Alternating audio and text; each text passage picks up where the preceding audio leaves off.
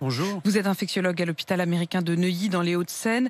Une nouvelle organisation en vue dans les hôpitaux et ce qui semble être un paradoxe parce que d'un côté, la pression hospitalière s'atténue légèrement avec un peu moins d'entrées dans les hôpitaux et de l'autre, le ministère de la Santé demande aux hôpitaux de privilégier l'hospitalisation à domicile, de privilégier les opérations ambulatoires, la déprogrammation d'interventions non urgences. Comment vous l'expliquez ?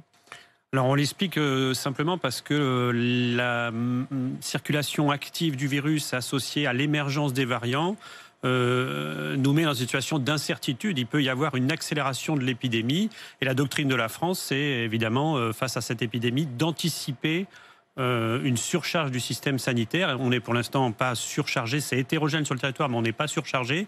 Et donc on doit se préparer éventuellement à avoir un rebond épidémique lié à ces variants. Est-ce qu'il faut s'inquiéter des cas de réinfection, c'est-à-dire d'anciens malades du Covid qui contractent à nouveau le Covid avec les nouveaux variants ?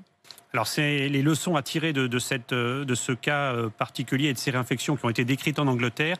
C'est le message de l'immunité naturelle conférée par la maladie est transitoire et peu robuste. C'est-à-dire qu'on peut faire une nouvelle infection avec un variant.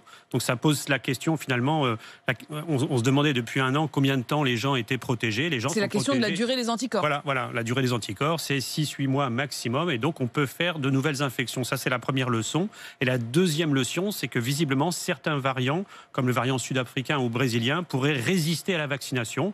Et ça vient interpeller notre stratégie vaccinale, puisque certains vaccins sembleraient moins efficaces sur ces variants. On va devoir peut-être changer nos stratégies dans les régions où il y a beaucoup de variants. C'est pour ça qu'Emmanuel Macron dit qu'il y a une course contre la montre face aux variants ? Oui, il y a une course contre la montre parce qu'il faut à la fois freiner l'épidémie d'un côté et accélérer la vaccination pour avoir une couverture vaccinale importante. Mais la difficulté, c'est qu'on se rend compte que tous les vaccins n'ont pas la même efficacité sur les variants, et notamment l'AstraZeneca. Il y a des études en cours.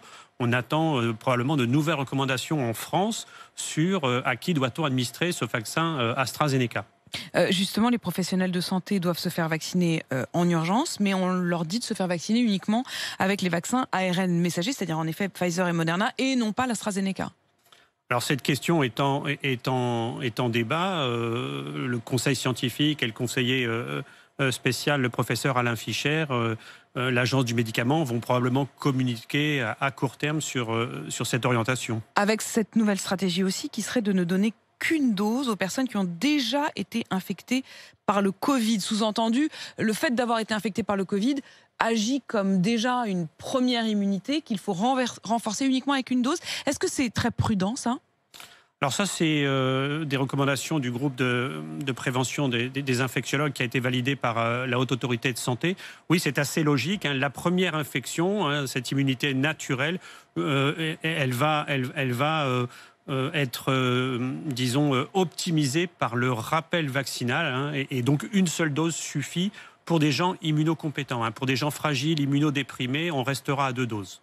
Ça veut dire qu'on va devoir à chaque fois refaire des tests pour vérifier le taux d'immunité, le taux d'anticorps ? Non, en pratique, non, parce qu'on n'a pas les outils pour bien mesurer la réponse. Donc c'est au doigt mouillé ?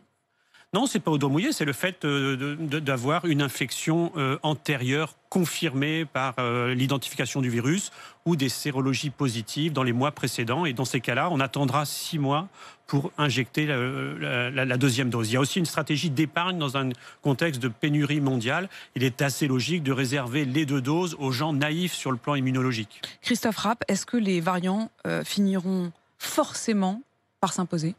Oui, non, bien sûr. Là, début mars, les variants seront majoritaires en France. Il n'y a pas de discussion sur le plan épidémiologique. La seule différence avec les Anglais ou d'autres pays, c'est que nous assistons à l'émergence des variants alors que nous sommes dans des mesures restrictives déjà assez fortes de couvre-feu et d'autres fermetures. Donc la vitesse de diffusion, elle est probablement moins forte, elle est différente. C'est ça l'inconnu. C'est inéluctable, mais comme nous, on a déjà commencé à verrouiller, on peut peut-être avoir la bonne surprise de ne pas être submergé. Mais c'est le point d'interrogation du mois de mars. J'ai envie de rester sur cette note positive, professeur, et de croiser les doigts.